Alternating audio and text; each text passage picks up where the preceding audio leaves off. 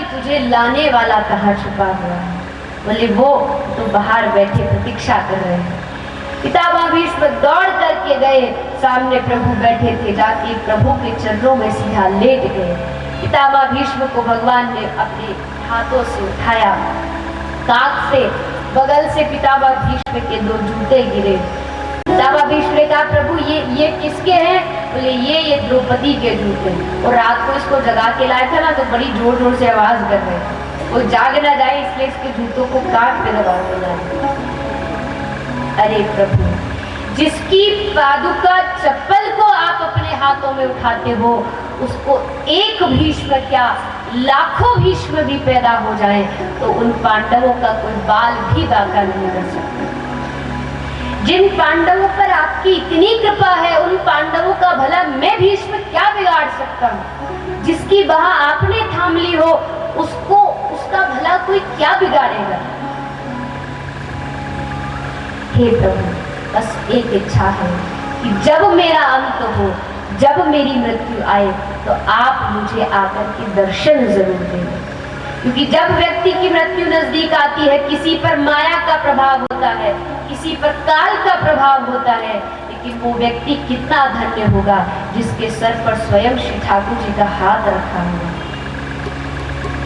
क्योंकि दुनिया में सब कुछ मिलना आसान है, लेकिन मृत्यु के समय भगवत दर्शन और भगवान नाम का स्मरण होना सबसे मुश्किल काम है। जन्म जन्म मुनि जतन कराई, पर अंत राम कह आवत नहीं। जन्म जन्मों के प्रयास के बाद भी अंत समय में भगवान नाम मुख से निकल नहीं सकता, क्योंकि अंत समय में नाम निकल गया तो फिर अगला जीवन धन्य हो जाएगा, ये पक्की बात है। इसलिए हम सब भगवान से प्रार्थना करें, ये प्रभु ज्यादा कुछ नहीं आपसे मांगते, बस न जाने हमारी मृत्यु कहाँ लिखी है, किस स्थान पर लिखी है, कैसी स्थिति में होंगे उस समय ये भी नहीं पता। उस समय आपकी याद आ भी पाएगी नहीं, ये भी नहीं पता। बस एक प्रार्थना है कि जब अंत समय आए तो आपका स्मरण हमारे हृदय में रहे, आपकी याद हमारे हृदय में रहे।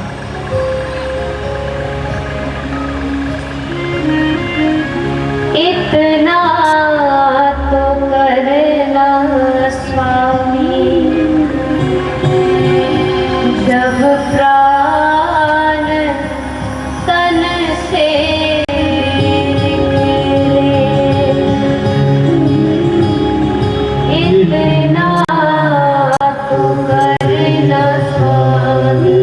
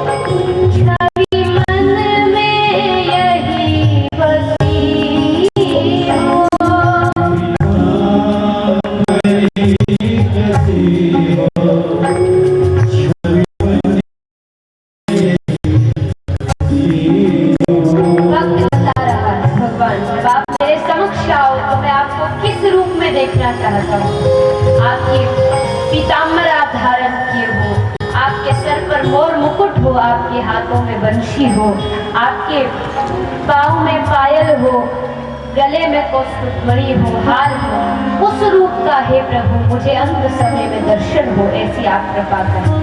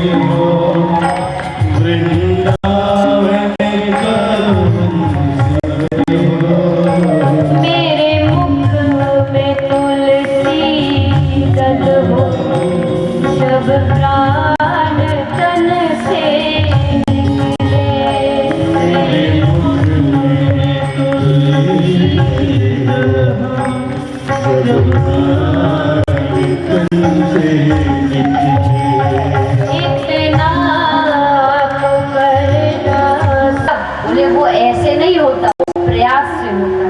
अंत समय में भगवान नाम आए, इसके लिए पूरा जीवन भर प्रयास करना पड़ेगा, तब भगवान नाम याद आए। जीवन भर अगर माया के चक्कर में पड़े रहे तो अंत में भी माया ही याद आएगी, उस समय भगवान याद नहीं आने वाले। जो जीवन भर क्या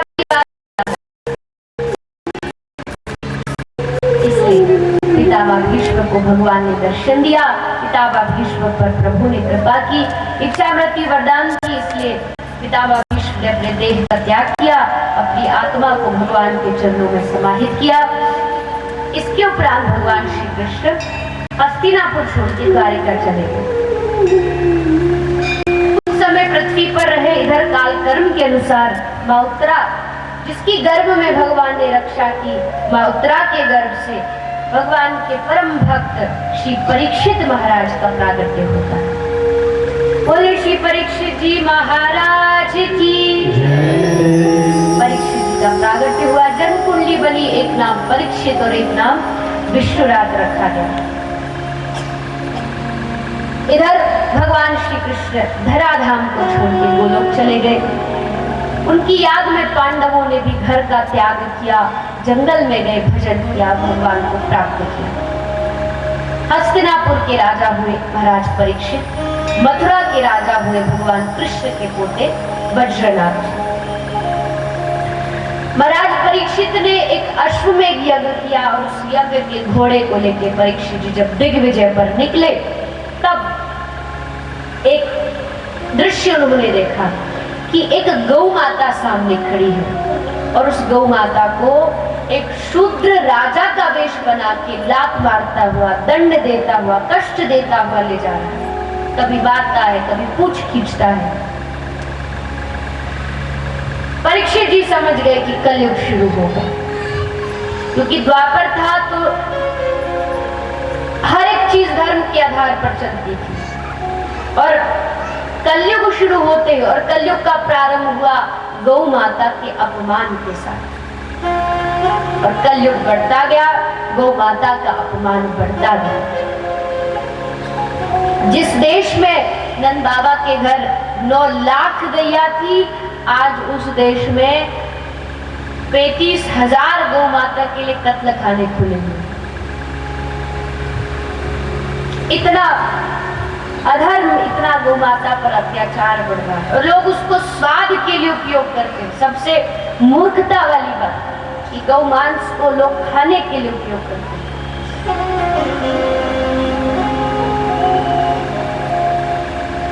और अभी कितना दुखद घटना घटा, जहां व्यक्ति इस समाज को इस समय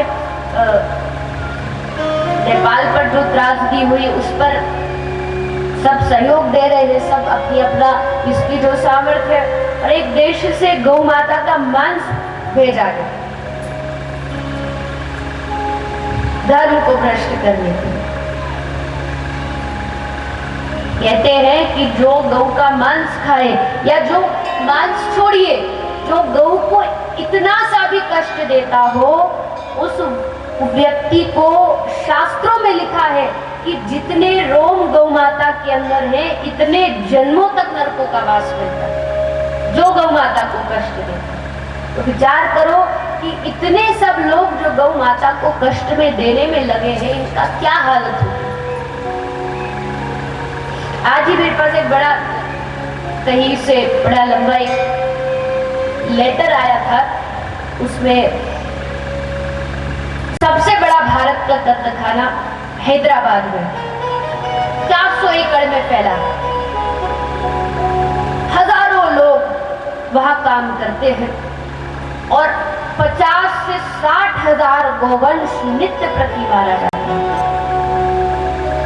इतना अत्याचार गौ माता पर करना, और इसका कारण क्या है? इसका कारण हम सब है, क्योंकि हम सब ने अपने अपने घरों में गौ माता को पालना खत्म कर दिया, गौ माता का दूध पीना खत्म कर दिया, गौ माता की सेवा करना खत्म हो गया। आप सब तो गांव में रहते हो, आप सबको सुविधा है, आप सब रखते भी होंगे। गौ माता किस किस के घर में है?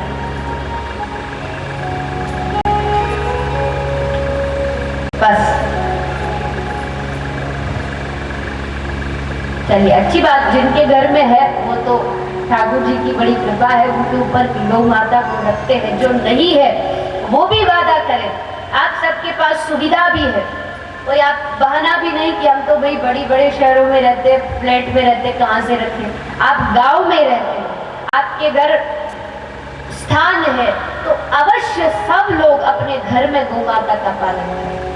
अगर भारत का हर एक व्यक्ति गौ माता पालन करने लगे तो गौ रक्षा होने में ज्यादा समय नहीं लगेगा इस देश में।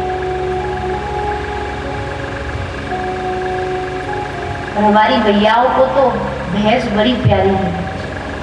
ऐसे भैंस यहाँ भी शायद कम रखते हैं, भैंस कम रखते हैं, यहाँ पे रखते हैं, ज्यादा है भैंस।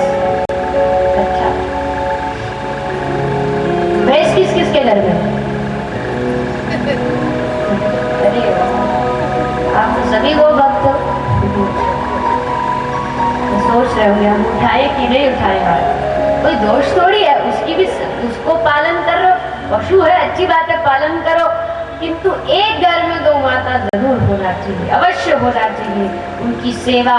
और ये ऐसा भी नहीं कि घर में गौ माता तो रख लिया, वो भूखी मर रही है, उनको कष्ट दे रहे हो, डंडे से मार रहे हो, ये भी सबसे बड़ा दोष है। ये तो बिल्कुल नहीं होना चाहिए कि गौ माता को तुमको कष्ट दो, मारो, उनको दुख दो। हमारी जो माता होती है ना, उनको भैंस का दूध बड़ा प्यारा होता है। नहीं, भैंस के दूध की चाय बढ़िया बनती, गाढ़ी गाढ़ी, और गाय के दूध की बनती पतली पतली।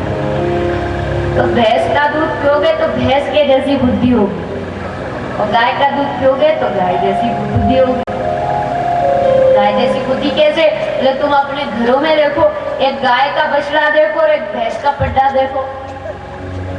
जिसके घर में गाय भी हो भैंस भी हो, दोनों को परख के देखो कि किसमें ज्यादा फुर्ती होती है।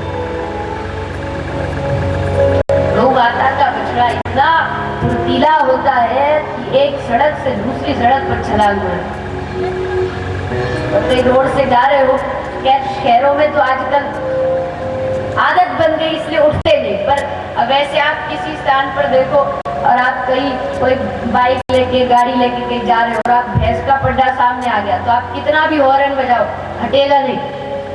आपको तो घूर घूर के और देखे, हाँ आ गया लेके अपनी गाड़ी में। और कोई गाय का बछड़ा हो और आप एक जरा सी हॉर्न मारो तो यहाँ से दूसरी पार छलांग मारे सीधा। इतना फुर्तीला होता है, उसके अंदर जोश होता है। अब आप अपने बच्चों को वो पिलाओगी तो उनके अंदर भी जोश आएगा, और भैंस वाला पिलाओगी तो वो भी गोबरदेशी रहेंगे।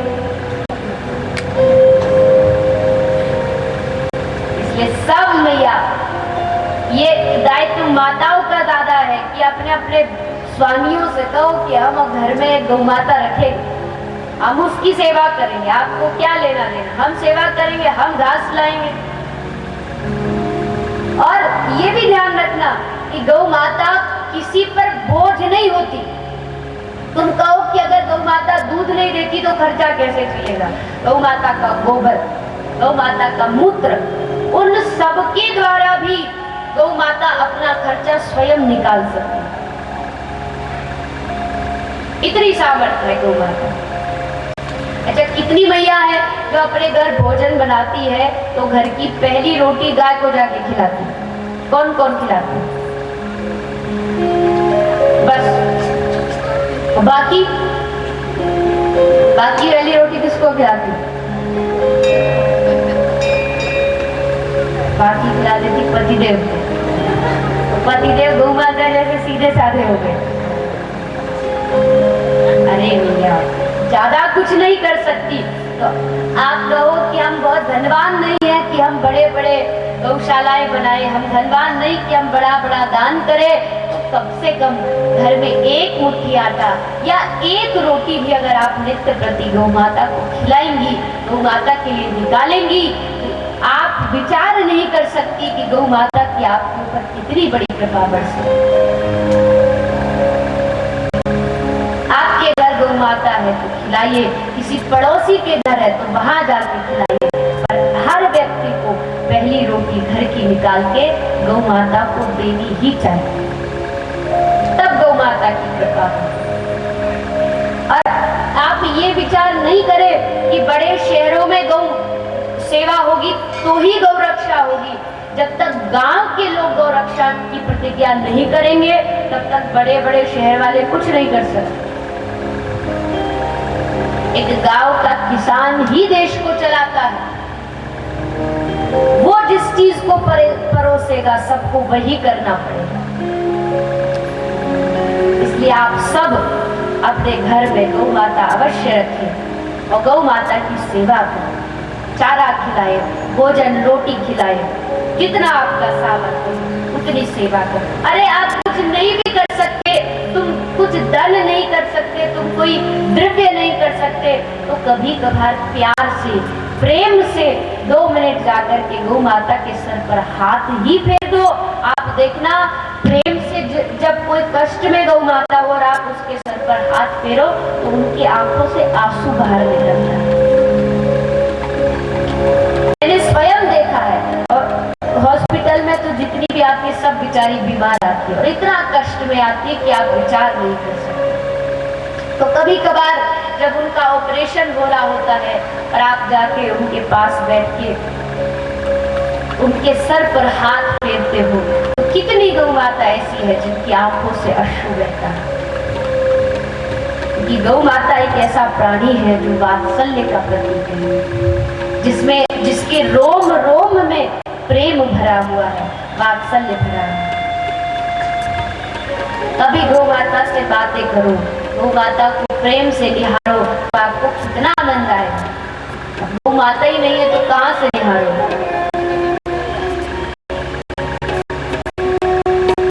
इसलिए मेरी प्रार्थना है आप सब सेवा का प्रण लें, जिसकी जितनी जो सामर्थ्य है वो गौ सेवा करें, गौ माता की रक्षा करें।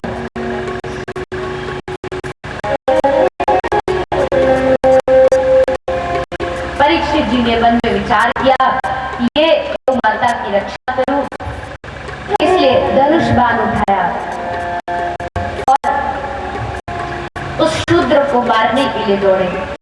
उससे कहा कि तुम मेरे राज्य से दूर भाग जा। कहा कि महाराज कहां जाऊं, पूरी पृथ्वी पर आपका राज्य है। तो उसको रहने के लिए 4 स्थान दिए, जहां जुआ खेला जाता हो, मद्रालय जहां मद्रा शराब मिलती हो, वैश्यालय और चौथा हिंसालय जहां किसी की हिंसा की जाती है। इन 4 स्थान पर कलयुग रहता है। ये कलयुग के स्थान है और कलयुग भी बड़ा चालाक है। उसको पता था कि प्रजा की बुद्धि भ्रष्ट करनी तो राजा की बुद्धि भ्रष्ट करनी होगी, क्योंकि यथा राजा तथा प्रजा, और राजा की बुद्धि तो तब भ्रष्ट होगी, राजा तो इन चारों में से कोई काम करता नहीं, तो इनकी बुद्धि कैसे घुमाऊंगा। इसलिए महाराज इन 4 से काम नहीं करता, एक स्थान और कोई नहीं। तो 5वां स्थान मिला सोने का, स्वर्ण में रहने का। परीक्षित जी के सर पर एक मुकुट था जो जरासंध का मुकुट था, अनीति का था, इसलिए कलयुग उसमें आके बैठा।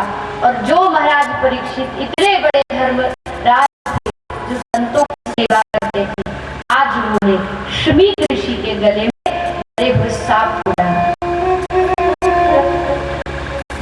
शमीक ऋषि को श्राप दिया कि जितने भी मेरे पिता के गले में मरे हुए सांप को डाला, उसे आज से 7 दिन तक खाके मृत्यु नजदीक आ गई। परीक्षित जी रोए नहीं, घबराए नहीं कि अब तो मरने वाला हूँ, मरने वाला। और ये कहा कि देखो मैं कितना भाग्यशाली हूँ, दुनिया में किसी को ये नहीं पता कि आपसे अगले क्षण वो जिंदा रहेगा कि नहीं रहेगा। मैं पहला इंसान हूँ जिसको मालूम है कि 7 दिन तक मुझे कुछ होने वाला नहीं। अब 7 दिनों में भगवान नाम लेके भजन करके अपने जीवन को धन्य करना है। सीधा गंगा किनारे गए, संत महापुरुषों के चरण पकड़े, सबसे प्रार्थना की, अतः पृच्छामि संसिद्धिं योगिनां परमं गुरुं पुरुषस्य यत् कार्यं प्रिय मानुष सर्वथा। जिसकी मृत्यु नजदीक हो, महाराज वो क्या करेंगे, उसकी मृत्यु सुधर जाए। तब परीक्षित जी को कथा सुनाने के लिए सुखदेव जी वहां पधारे और सुखदेव जी ने परीक्षित बाहा पकड़ करके परीक्षित को 7 दिन तक कथा सुनाने का अवसर दिया। 7 दिन तक कथा सुनाई और इन 7 दिनों में इतनी प्रेम, इतनी भक्ति का श्रवण कराया कि महाराज परीक्षित इसमें सराबोर हुए। इस कथा को जाना, इस कथा को अपनाया और अपने जीवन को धन्य किया। सबसे पहले सुखदेव जी ने सृष्टि प्रकरण सुनाया कि ये इतनी अद्भुत सृष्टि बनाई किसने, इस सृष्टि के रचयिता कौन है। ब्रह्मा जी ने सृष्टि बनाई, लेकिन ब्रह्मा जी को भी बनाने वाला कोई तो है। ब्रह्मा जी का प्रागट्य किसने किया, इस सृष्टि में सबसे पहले स्त्री कौन हुए जिन्होंने इस सृष्टि को, उनके वंश को आगे बढ़ाया। और भगवान की उस भक्त कथा आती है, क्योंकि भागवत भगवान से ज्यादा भगवान की चर्चा है, भक्त की कथा है।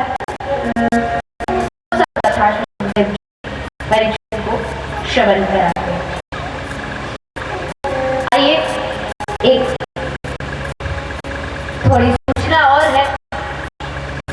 जैसा कि कल बताया गया था, कथा का जो समय है वो 4 से 7 है, किंतु ऐसा कुछ सुझाव भी आया कि कथा थोड़ा गांव से दूर है, सभी माताओं बहनों को, सब भाइयों को पैदल जाना पड़ता है,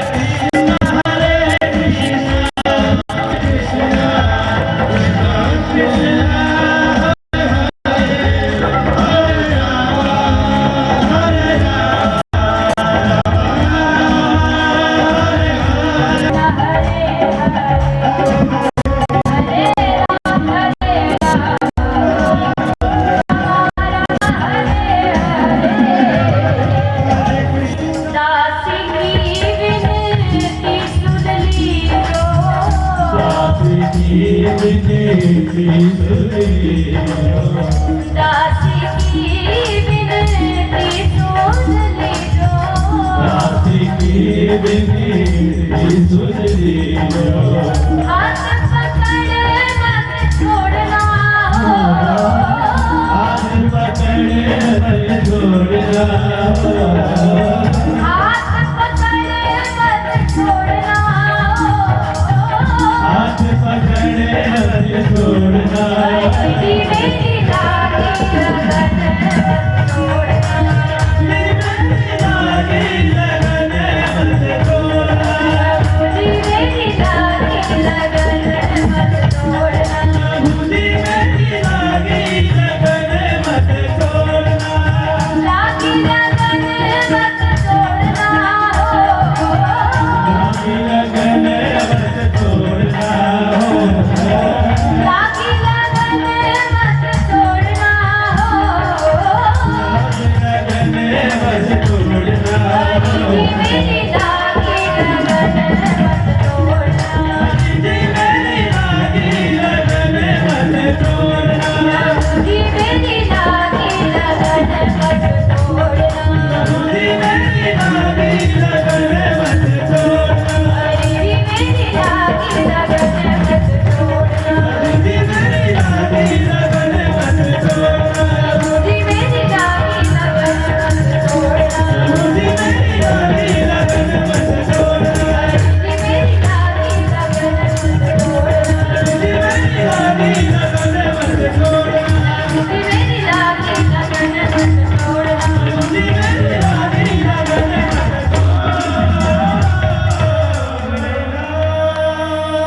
बोले भक्तवत्सल भगवान की। इसलिए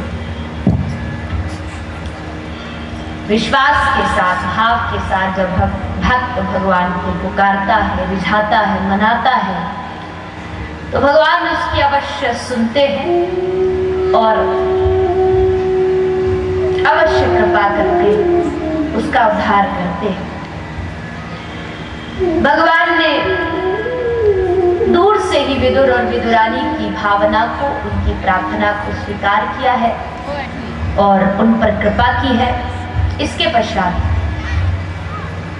श्री विदुर जी महाराज महाभारत के युद्ध से पूर्व ही सब छोड़ करके जंगल चले गए थे। उद्धव जी से भेंट हुई। उद्धव जी ने उन्हें बताया कि हे विदुर जी, जब प्रभु वो लोग गए थे तो आपको याद कर रहे थे और कहा था कि उद्धव विदुर मिले तो कहना कि मैत्रेय मुनि के पास जाकर के उनसे ज्ञान प्राप्त करें। तो श्री विदुर जी मैत्रेय मुनि के पास जाते हैं और मैत्रेय मुनि विदुर जी को कथा प्रसंग श्रवण कराते हैं। आगे सृष्टि कैसे बनी? बोले ब्रह्मा जी ने अपने 10 मानस पुत्रों को प्रकट किया, किंतु उन सबसे जब कहा कि तुम सृष्टि आगे बढ़ा तो सबने मना कर दिया, कोई राजी नहीं। तब श्री ब्रह्मा जी ने अपने शरीर से एक स्त्री और एक पुरुष को प्रकट किया, जिनका नाम था मनु और शत्रुपा। मनु शत्रुपा से कहा कि तुम सृष्टि आगे बढ़ाओ। तो मनु शत्रुपा ने कहा कि महाराज सृष्टि तो हम बढ़ा दे, लेकिन वो सृष्टि रहेगी कहाँ, कौन से स्थान पर? तब श्री ब्रह्मा जी चिंतित हुए और उनकी नाक से, नासिका से पिंड गिरा, जो बढ़ते बढ़ते श्री वाराह भगवान के रूप में उनका प्रागट्य हुआ। वाराह भगवान समुद्र से पृथ्वी को निकाल के लाए और तब पृथ्वी पर सृष्टि प्रारंभ हुई। मनु महाराज की 3 पुत्रियां हुई और 2 पुत्र हुए। इनका वर्णन श्री सुखदेव जी ने किया कि मनु महाराज की प्रथम पुत्री आकुति का विवाह रुचि प्रजापति के साथ हुआ। देहूति का विवाह ब्रह्मा जी के मानस पुत्र श्री करदम ऋषि के साथ हुआ, जिनको 9 कन्याएं हुई, जो 9 ऋषियों के साथ जिनका विवाह हुआ। और एक पुत्र की प्राप्ति हुई, जिनका नाम था श्री कपिल भगवान, जो साक्षात भगवान का अवतार है। मां देहूति के गर्भ से अवतार लिया है श्री कपिल भगवान ने, और अपनी मां देहूति को एक बड़ा ही सुंदर सांख्य योग का आदि का वर्णन श्री कपिल भगवान ने कराया है।